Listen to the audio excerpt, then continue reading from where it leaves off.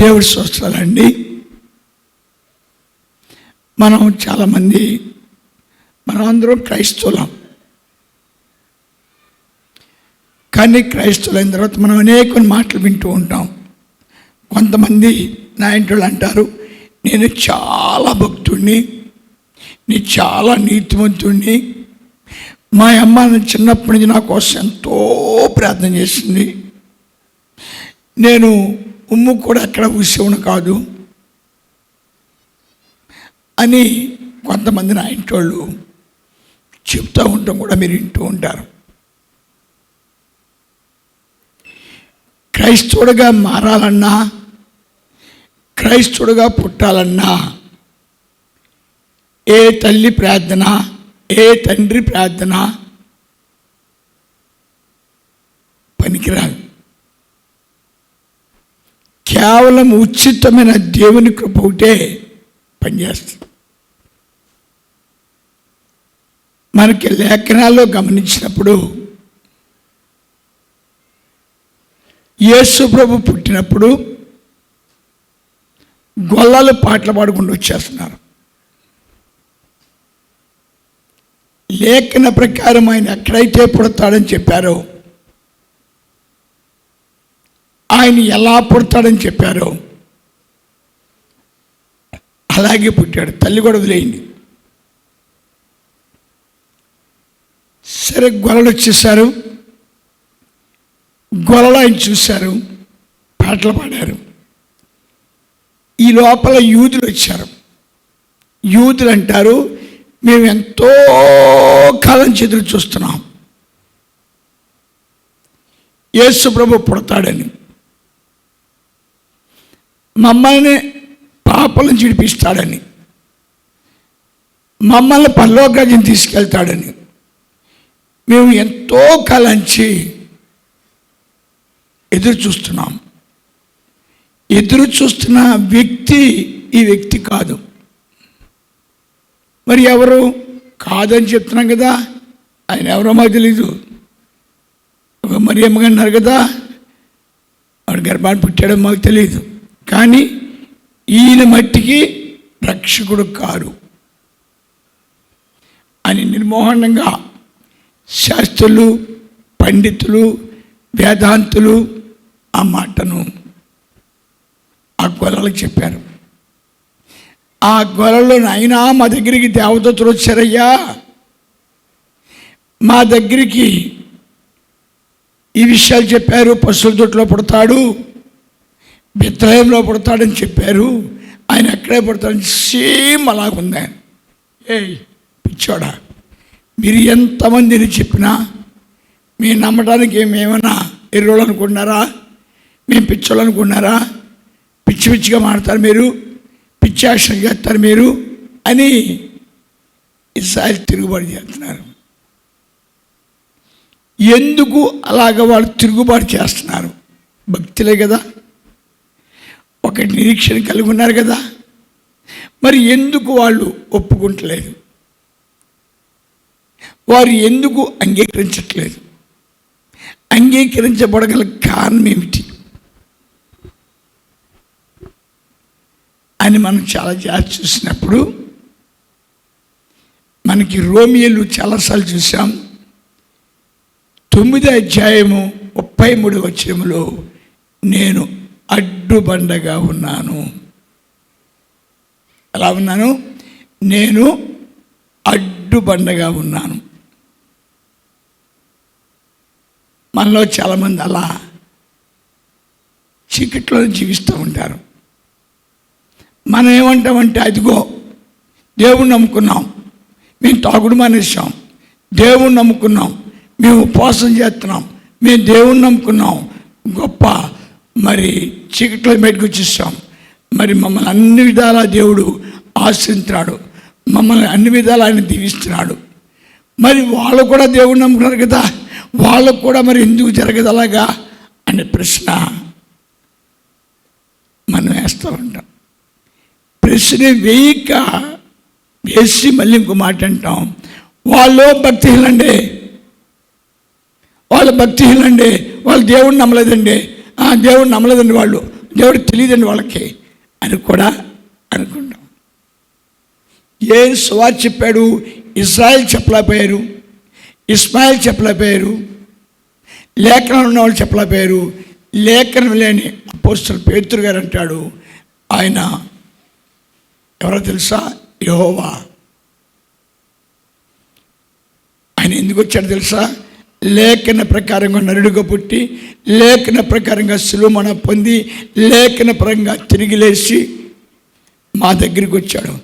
అందుకు మేము సాక్షులు. ఏంటి సాక్ష్యం? నీ చేపలు పట్టుకునేవాడిని, నాకే భేదం తెలియదు, నా తల్లి పాపలో కన్నది, నా తల్లి పాపలో విడిచిపెట్టింది, నా తల్లి లోకంలోనే పెంచింది. కానీ ఎప్పుడైతే ఈ మహాతండ్రి నా దగ్గరికి వచ్చాడో, నా పాపానికి అడిగాడు, నా మనోన్నతాన్ని తెరిచాడు, నన్ను పరలోకానికి తీసుకెళ్తాడు, నేను పరలోకానికి వచ్చాను. అదే సమయంలో ఇజ్రాయెలు కన్ఫ్యూజ్ అవుతారు. వీడు పామర జనాంగమే కదా, వీళ్ళకింత జ్ఞానం ఎలా వచ్చింది? పామర జనాంగం కదా, ఇంత ఆలోచన ఎలా తెలిసింది అని వాళ్ళు కలవరపడుతూ ఉంటారు. పామర జనాంగానికి దేని వల్ల జరుగుతుంది? ఇదిగో యెషయా 11 అధ్యాయంలో ఎప్పుడైతే దేవుని ఆత్మ వాళ్ళ దగ్గరికి వచ్చిందో వాళ్ళందరూ కూడా మారు మనసు పొంది పవిత్రాత్మతో నిండబడి దేవుని స్తుతించడం ప్రారంభించారు, దేవుని ఆరాధించడం ప్రారంభించారు. దేవుని నమ్మాలంటే ఆయన్ని ప్రేమించాలట. అపోస్తలుడు పౌలు పబ్లిక్ చేస్తున్నాడు, ఇదిగో ఈ వర్గానికి లేఖనాలు తెలుసు, ఈ వర్గానికి మరి దేవుని యొక్క వేదాలన్నీ తెలుసు, కానీ ఈ తండ్రి వాళ్ళ దగ్గరికి వెళ్ళలేదు. ఇవాళ మేము దేవుని నమ్ముకున్నాం, తాగుడు మానేసాం, దేవుని నమ్ముకున్నాం, పరిశుద్ధులు అయిపోయాం, రోజు 3 సార్లు మరి ప్రార్థన చేస్తున్నాం, మరి రోజుకి మేము వారానికి 2 సార్లు ఉపవాసం ఉన్నాం, మేము రోజు గుళ్ళోకి వెళ్తున్నాం, ఇదివరకు మెల్లే కాదు, ఇప్పుడు మేము తాగులు మానేసాం, ఇప్పుడు వ్యభిచారాలు మానేసాం, పరిశుద్ధులుగా ఉన్నాం, పవిత్రులుగా ఉన్నాం, నీతిమంతులుగా ఉన్నాం, ధనవంతులుగా ఉన్నాం, అన్ని విషయాల్లో మేము ఇజ్రాయెల్ కన్నా గొప్పవాళ్ళుగా ఉన్నాం. కారణము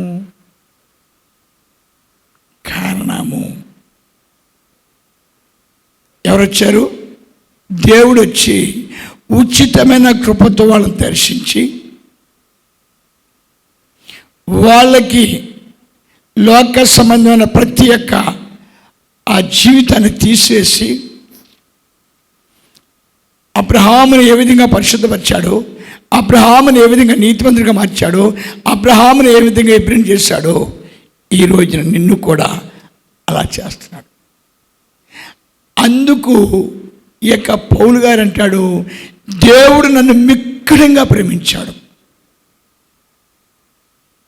నేను ఒక మత పిచ్చలో పడిపోయాను, నేను ఒక కుల పిచ్చలో పడిపోయాను, నేను ఒక జాతి పిచ్చలో పడిపోయాను, కానీ రక్షకుడు వచ్చాడు, నా పాపాన్ని కడిగాడు, నన్ను పరిశుద్ధపరిచాడు, నన్ను విమోచించాడు. ఇప్పుడు పేతురు గారు ఎక్కడున్నాడంటే అన్యుల మధ్యన ఉన్నాడు. అన్యుల మధ్య నుండి సువార్త చెప్తామన్నాడు. అన్యులకి ఏం చెప్తున్నాడు? అయ్యా, మనల్ని దేవుడు ప్రేమించాడు రా, మనల్ని దేవుడు ప్రేమించాడు, మనం పరలోకాంచి భూలోకంలో పడిపోయాం, మన తల్లు పాపలోకి అన్నారు, మనల్ని పాపలు విడిచిపెట్టారు, తాగుబోతులుగా, తిరుగుబోతులుగా, వ్యభిచారులుగా, దొంగలుగా మారిపోయాం. అయినా కానీ మన తండ్రి ఏం చేశాడు తెలుసా? మన పాపాన్ని భరించి, మన శాపాన్ని భరించి, మనకు విమోచనిచ్చి, మన పరిశుద్ధులు మార్చుకుని ఆయన కుమార్తెలుగా అభిషేకించాడు. పేతురు గారు అంతకుముందు చెప్పాడు, అన్యులు స్వర్గబచ్చాలు, పాపులు, శాపగ్రస్తులు, దుర్మార్గులు, వ్యభిచారులు, దొంగలు.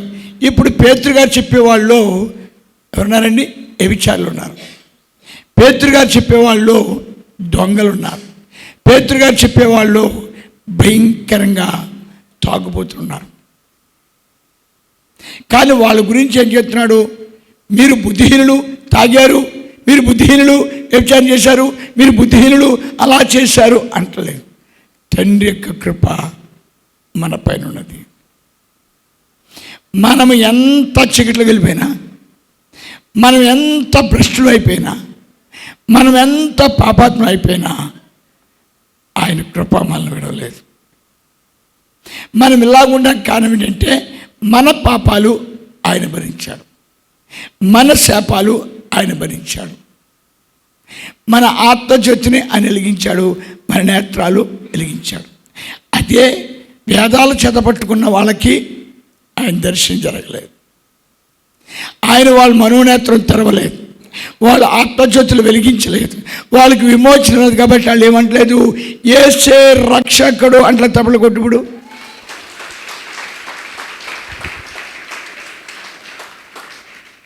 అదే 24 వచ్చింది చూడమ్మా, రోమియర్ 3:24 వచ్చిన.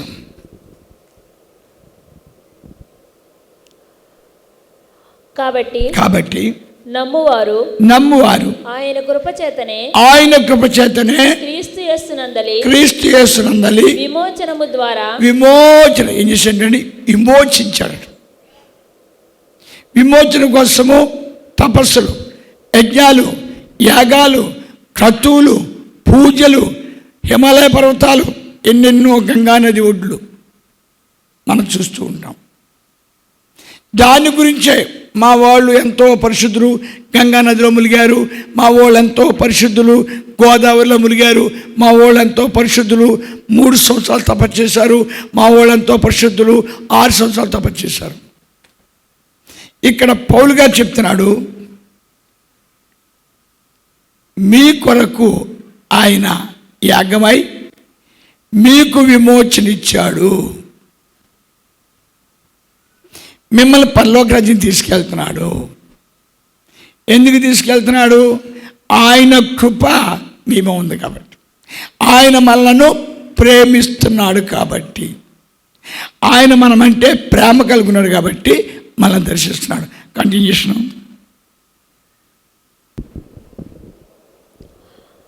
విమోచన ద్వారా ఉచితముగా నీతిమంతులని ఏమైపోయారంట, తీర్చబడుచున్నారు. ఇప్పుడు నేను బోళ్ళని కౌలు చెప్తున్నాను. నన్ను నీతిమంతుడిగా మార్చేవాడు ఎవడో? దేవుడు. నాకు ఈ జ్ఞానం ఇచ్చేవాడు ఎవడో? దేవుడు. నన్ను ఇలా పరిశుద్ధపరిచేవాడు ఎవడో? దేవుడు. నేను భోంచేయడం బోళ్ళని కౌలు చెప్తున్నాను. ఇందాక ఒక చోటుకి వెళ్తే ఆయన అన్నారు, పక్క నవ్వే, నేను నమ్మలేనండి. మా సుబ్బారావు కూర్చేస్తున్నాడు, అన్నగారు ఏం తినరండి, అన్నగారు ఏం ముట్టుకోరండి, అన్నగారు అలవా నీకు తెలియదు రాత్రులు.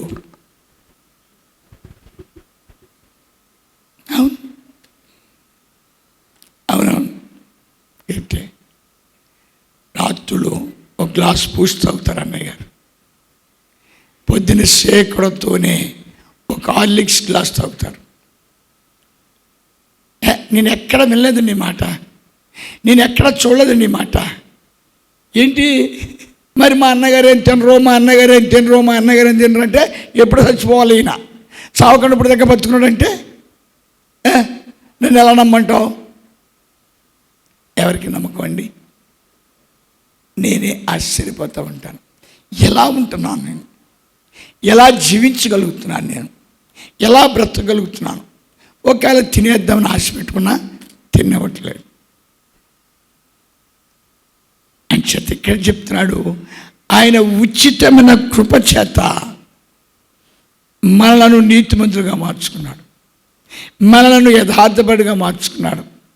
పరలోక రాజ్యం తీసుకెళ్ళడానికి కావలసిన ఆ పవిత్ర లక్షణాలు: 1 విగ్రహాన్ని మానేస్తాం, 2 బలర్పించడం మానేస్తాం, 3 ఏం చెప్తున్నానండి, ఆయన నామాన్ని ఎవరైతే ధ్యానిస్తూ ఉన్నారో, ఆయన నామాన్ని ఎవరైతే సృష్టిస్తూ ఉన్నారో, ఆయన నామాన్ని ఎవరికైతే బహుమానం ఇచ్చారో వాడు పరలోక రాజ్యం వెళ్ళిపోతాం.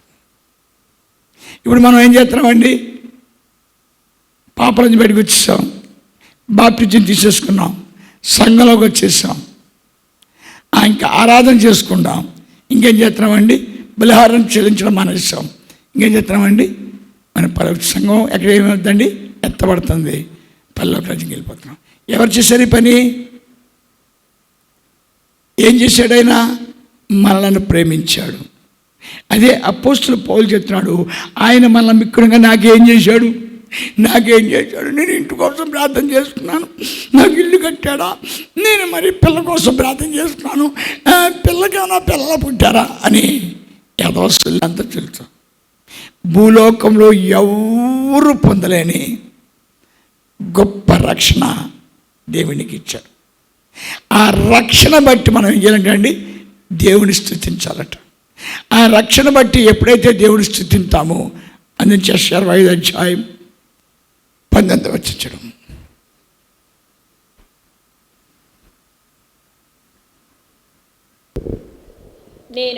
నేను యెరూషలేమును గూర్చి ఆనందించెదను నా జనులను గూర్చి. ఎప్పుడంట? నువ్వెప్పుడైతే లోకములోంచి ఎప్పుడైతే నీవు సంఘములో కాలు పెట్టావో నాట్యం చేయడం ప్రారంభిస్తాను దేవుడు. ఎందుకంటే ఈ శరీరాన్ని వదిలేసి ఎక్కడికి వెళ్ళిపోతున్నావంట? పరలోక రాజ్యంలోకి. నువ్వు ఎక్కడ ఉండేవాడువంట? పరలోక రాజ్యంలో. ఎక్కడ పడ్డావంట? భూలోకంలో పడ్డావంట. ఏమైపోయావంట? పాపిగా మారిపోయావంట. ఇప్పుడు ఏమైపోయావంట? పరిశుద్ధుడిగా మారిపోయావంట. అందుకు నువ్వు సంఘంలోకి రాగానే నీకు ఎటువంటి వ్యాధి ఉన్నా స్వస్థైపోయింది. పాపం కడగబడింది కాబట్టి పాపం వల్ల మరణం, పాపం వల్ల రోగం ఇన్ని విడిచిపెట్టారు. ఎప్పుడు? దివ్య నామము నీకు వచ్చినప్పుడు. ఇదే నామాన్ని ఎవరికి ఇవ్వలేదు? ఇస్రాయల్కి ఇవ్వలేదు. ఇదే నామాన్ని ఎవరికి ఇవ్వలేదు? ఇస్మాయిల్కి ఇవ్వలేదు. ఇదే నామం ఎవరికి ఇవ్వలేదు? హిందువులకి ఇవ్వలేదు. ఇదే నామం ఎవరికి ఇచ్చాడు? నీకు ఇచ్చాడు. యేసు నామం నిన్ను ఏం చేస్తుంది? సంపూర్ణ పరిశుద్ధపరుస్తుంది. యేసు నామం నిన్ను ఏం చేస్తుంది? సంపూర్ణ విమోచనిస్తుంది. యేసు నామం నిన్ను ఏం చేస్తుంది? నిన్ను పరలోక రాజ్యం తీసుకెళ్తుంది. నువ్వెందుకు తృప్తిగా లేకపోయావంటే నీవు దేవుడు చేసిన మేలు నీకు తెలియకపోవడం. దేవుడు చేసిన మేలు ఎప్పుడైతే తెలుస్తుందో నువ్వు దేవుడికి ఏం చేస్తావండి? కృతజ్ఞత కలిగి ఉంటావు. తండ్రి, నా తల్లి పాపలో కన్నది, నా తల్లి పాపలో పెంచింది, నా తల్లి పాపలను విడిచిపెట్టింది. కానీ అయినా నీవు నన్ను పాపలు విడిచిపెట్టకుండా, లోకలు విడిచిపెట్టకుండా, అయ్యా నన్ను విడిపించుకుని నీ యొక్క దివ్య పాదాల దగ్గర చేర్చుకున్న అమరుడా, నేనేమై ఉన్నాను? నీ కృపై ఉన్నాను. నీకు అన్నీ కావాలంటే అంచే చాలామంది ఏం చేస్తారంటే, నేను దేవుడి దగ్గరికి వచ్చాను, నాకు అలా లేదు, దేవుడి దగ్గర ఇచ్చాను ఇలా లేదు, నేను దేవుడి దగ్గర ఇచ్చాను ఎలా పొందలేదు అని చాలామంది కంగారు పడతారు. అపోస్తలుడు పౌలు గారు అంటాడు, పేతురు గారు అంటాడు, నాకు ఇది వద్దండి, నేను చేపలే పట్టుకుంటానండి అంటాడు. ఓరి పిచ్చోడా, నువ్వు చేపలు పట్టేవాడు కాక మనుషులు పట్టే జాలరుగా వచ్చావు కాబట్టి ఆ శక్తి, ఆ బలము, ఆ జ్ఞానం నీకు ఇస్తున్నాను. అపోస్తలుడు పౌలు గారు అన్యుల్ని ఆశ్రయించుకుంటాడు. ఆయన అన్యులంటే ఆయనకి చాలా కోపం. అలా తాగుబోతులు, తిరుగుబోతులు, వ్యభిచారులు, దొంగలు, పనికిమాలిన వాళ్ళు, భయంకర చీకట్లో పుట్టారు, వాళ్ళు దేవునికి విరోధులు అని ప్రసంగించగల సమర్థుడు అపోస్తలుడు పౌలు. అదే అపోస్తలుడు పౌలు చెప్తున్నాడు, ఉచితమైన కృపతో మిమ్మల్ని దేవుడు రక్షించుకున్నాడు. ఉచితమైన ప్రేమతో మన పాపాలు ఆయన భరించి, మన శాపాలు ఆయన భరించి, మనకు విమోచన ఇచ్చి, మనకి రక్షణ ఇచ్చి, గొప్ప నామమునిచ్చి, ఆ నామంలో ఏం పోతాయి? దెయ్యాలు ఎగిరిపోతాయి. ఆ నామంలో ఏం పోతాయి? రోగాలు ఎగిరిపోతాయి. ఆ నామంలో ఏం పోతుంది? దరిద్రం ఎగిరిపోతుంది. ఎప్పుడు? ఆయన వచ్చాడని నువ్వు నమ్మినప్పుడు. నువ్వు ఎవరి వల్ల రక్షించబడ్డావు? నేను ఆయన వల్ల రక్షించబడ్డాను. ఎవరు అయినా? నా తండ్రి అయిన దేవుడు నా కొరకై నరుడుగా పుట్టాడు, నా తండ్రి అయిన దేవుడు నా కొరకు సిలువను పొందాడు, నా తండ్రి అయిన దేవుడు నా కొరకై లోకములో గొప్ప దర్శనమిచ్చాడు. ఈయన చచ్చిపోయాడు, లేకపోతే సమాధిలో ఉన్నాడు అబ్రహాం గారిలాగా, ఏమయ్యాడో మనకు తెలియదు. కానీ పేతురు గారు చెప్తున్నాడు, ఆయన నా దగ్గరికి వచ్చాడు. తప్పట కొట్టండి. ఆయన నా దగ్గరికి వచ్చాడు. హల్లెలూయా. ఆయన నా దగ్గరికి వచ్చాడు. హల్లెలూయా. నా కళ్ళారా చూస్తున్నాను. హల్లెలూయా. ఆత్మసర్గంతున్న హల్లెలూయా. యేసయ్య నా దగ్గరికి వచ్చాడు. మరి యేసయ్య దగ్గరికి వచ్చి ఏం చెప్పాడు? ఓరి పిచ్చి పేతురా, ఓరి పనిపాలు పేతురా, నువ్వెవడో అనుకున్నావురా, చేపలు పట్టేవాడు కాదురా, పరలోకానికి వచ్చావురా, పరిశుద్ధపరచబడ్డావురా, పవిత్రపరచబడ్డా. ఎవరి నామములో? యేసు నామములో. హల్లెలూయా. యేసు నామములో విమోచించబడ్డావు, నువ్వు పరలోకానికి వెళ్తున్నావు. అందుకు పేతురు గారు అందరికీ సాక్షి చెప్పాడు. ఏ నామములో ఆయన చేశాడు? పుట్టాడు, చనిపోయాడు, లేచాడు, వచ్చాడు. అబ్రహాం చచ్చిపోయాడు, రాలేదు. సమూయేలు చచ్చిపోయాడు, రాలేదు. ఆయన పేరండి ఏలే చచ్చిపోయాడు, రాలేదు. ఎవరు చచ్చిపోయిన రాలేదు. కానీ క్రీస్తు వచ్చాడు. ఎవరి దగ్గరికి వచ్చాడు? ఆయన పిల్లల దగ్గరికి. ఎప్పుడైతే ఆయన పిల్లలు ఆ సత్యాన్ని గ్రహించారో వాళ్ళు ఏం సరండి, సాగిలిపడి నమస్కారం పెట్టి, తండ్రి నన్ను క్షమించు, నీ దర్శన భాగ్యాన్ని ఇచ్చావు, నాకు విమోచన ఇచ్చావు. విమోచించబడ్డ వాళ్ళు ఏం చేస్తారు? ఎలా ఉంటారు? నాయన చేపల చెరువు, నాయన రైలు చెరువు అంటారా? విమోచించబడ్డ వాళ్ళు అంటారు, నా తల్లి పాపలో కన్నది, నా తల్లి పాపలో పెంచింది, నా తల్లి పాపను విడిచిపెట్టింది, అందుకు నన్ను పరిశుద్ధపరచు, అందుకు నన్ను పవిత్రపరచు, అందుకు నన్ను నీతిమంతుడిగా మార్చు, అందుకు నన్ను యథార్థపడిగా మార్చు. కేవలము నేను ఏ మహిమను పోగొట్టున్నానో ఆ మహిమను పొందుకొని అదృష్టాన్ని తెచ్చేవా. తండ్రి, ఈ లోకంలో నాకు దూరంగా ఉండక నాతో ఉండని చేతులు చేయవా. ఎంతవరకు ఎరిగాడు క్రైస్తవుడు? ఇదంతా చూస్తున్నాడు అపోస్తలుల పౌలు. మళ్ళీ ఎలా చూస్తున్నాడు? యూదులు చూస్తున్నాడు. యూదులు ధర్మశాస్త్రం పట్టుకున్నారు, వాళ్ళు ఏ మార్పు లేదు. అయ్యా, మా కోసం దేవుడు పుట్టాడు, మా కోసం సిలువను పొందాడు, మా కోసం తిరిగి వచ్చాడు అని వాళ్ళు చెప్పట్లేదు. ఎవరు చెప్తున్నారు? అన్యులైన వాళ్ళు చెప్తున్నారు, ఆయన పుట్టాడు, ఆయన సిలువను పొందాడు, లేఖనం ద్వారా పుట్టాడు, నా దగ్గరికి వచ్చాడు, నా పాపాన్ని కడిగాడు. ఇప్పుడు ఎవరిని దేవుడు ప్రేమించాడు? ఎవరిని దేవుడు విడిపించాడు? ఎవడు దేవుడు రక్షించాడు? నీకు లేఖనంలో ఉన్న రాసి నీకు తెలిసినప్పుడు నువ్వు దేవుణ్ణి అవగంజ మీద తొక్కందుకు కూడా ఏ కోరిక కోరవు. దేవుడు లోకమును ఎంతో ప్రేమించను కాగా ఆయన తన అద్వితీయ కుమారుడైన పుట్టినవాని యందు విశ్వాసముంచు ప్రతివాడు నశింపక నిత్య జీవము పొందినట్లు. ఎక్కడ తీసుకెళ్ళిపోతారండి? కుర్రోడు పుట్టాడు, అయ్యా ఎదిగాడు, సిలువను పొందాడు, మరి లేచాడు లేదు ఎవరికీ తెలియదు. లేచాడు, సంఘంలోకి వచ్చాడు. సంఘంలోకి వచ్చిన వాళ్ళు ఏమన్నారు? నా పాపము కడగబడి, గుర్తెండి బాప్టిజం, నా శాపం ఏమొచ్చి. ఎవరు అలా చేసింది? యేసయ్య ఎవరు? నిన్ను పరలోకానికి తీసుకెళ్ళడానికి వచ్చిన ఒక గొప్ప వ్యక్తి. ఆయన ఏం చేస్తున్నాడు? నీ దగ్గరికి వచ్చి నీ పాపాన్ని కడిగి, నిన్ను పరిశుద్ధపరిచి, నిన్ను విమోచించి, సంఘంలో తీసుకొచ్చి, నిన్ను ఇక్కడి నుంచి మోసుకుంటా పరలోకానికి తీసుకెళ్ళిపోతాడు. అదే యేసయ్య యెరూషలేము దేవాలయానికి వెళ్ళొచ్చు కదా. ఇప్పటికి కూడా అడ్డు తెరా ఉంది. అయ్యా, ఎవరు ముట్టుకోకూడదు, ఎవరు అంటుకోకూడదు, ఎవరి దగ్గరికి రాకూడదు అని కేకలేస్తున్నారు. హిందువులు మా దేవుడు ఏం చెప్తున్నారు? ఇస్మాయిలు బక్రీద్, అబ్రహాముకి దేవుడు దర్శించిన దినము చెప్పుకున్నారు. ఇప్పుడు నువ్వేం చేస్తున్నావు? అలాగే వాళ్ళు కూడా చేస్తున్నారు. ఎవరు? ఇజ్రాయేలు, ఇస్మాయిల్ బక్రీద్ చేస్తారు, రేపు పూర్ణిమ చేస్తారు వాళ్ళు. అయితే మనమే పండగ చేస్తున్నాం, క్రీస్తు పుట్టాడనో పండగ చేస్తున్నాం. ఎవరి కోసం పుట్టాడు? హ్యాపీ క్రిస్మస్, నాకు సంతోషం తీసుకొచ్చాడు. లూకా 2:14 ఆయన భూలోకులు ఆయన పిల్లలకు సమాధానం ఇచ్చి, ఆయన భూలోకులు ఆయన పిల్లలకు శాంతినిచ్చి, తిరిగి పునరుద్ధానశక్తితో నిత్యరాజ్యం తీసుకెళ్తున్నారు. అది ఎవరికి దర్శనమిచ్చాడు? ఆయన పిల్లలకు. రెండో పండుగ చేస్తున్నారు. ఏం పండుగ చేస్తున్నారు? ఈస్టర్. 40 దినాలు ఉపవాసం చేస్తున్నారు. లాస్ట్ని మరి ఈస్టర్ చేస్తున్నారు. ఈస్టర్ ఏమని చేస్తున్నారు? ఆయన మా కొరకు పుట్టాడు, మా కొరకు సిలువను పొందాడు. Good Friday. లాస్ట్ని ఈస్టర్ లేచాడు, సమాధి గెలిచాడు. సమాధి గెలిచి ఏం చేశాడు? నా దగ్గరికి వచ్చాడు.